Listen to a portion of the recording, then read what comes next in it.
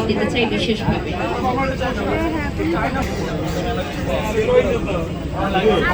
আমাদের লাইফ স্টাইলে যা যা দরকার একদম সবকিছুই আপনারা পাবেন, এবং পরবর্তীতে আমরা কিন্তু ড্রেস,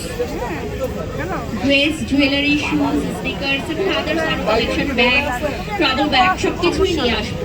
এবং যমুনা ফিউচার পার্ক আসলে আমরা সিলেক্ট করেছি কারণ আমাদের অডিয়েন্স, আমাদের ক্রেতা, তাদের পছন্দের শীর্ষে ছিল যমুনা ফিউচার পার্ক, এবং পরবর্তীতে ইনশাআল্লাহ হয়তো আরো অন্য অনেক জায়গায় বা মার্কেটে আমাদের শুরু উদ্বোধন হবে ইনশাআল্লাহ। দোয়া করবেন। শাকিব খানের পরিবারের সাথে আপনার খুব চমৎকার একটা সম্পর্ক। আপনার রান্না করা খাবার জয়ও খেয়েছি। শাকিব ভাইয়ের দরদ সিনেমা মুক্তি পেয়েছে, এই সিনেমাটা দেখা হয়েছে কিনা, কিংবা এই দরদ সিনেমা নিয়ে আপনার পরিকল্পনা কি? দরদ সিনেমার গান দেখা হয়েছে, আর ইনশাআল্লাহ সিনেমা হলে গিয়েও দেখবো সময় সুযোগ হলে। ধন্যবাদ। আরেকটা যেটা আপনি বলছিলেন যে আপনার রান্না করা খাবার জয় অনেকবার খেয়েছে, তো জয়কে দেশের বাইরে তো জয় এখন মিস করে এখানে একটু স্মৃতিচারণ যদি বলতেন। সব তো ব্র্যান্ড নিয়ে হচ্ছে, একটু বাইরে নিউজ দেন আমাদের।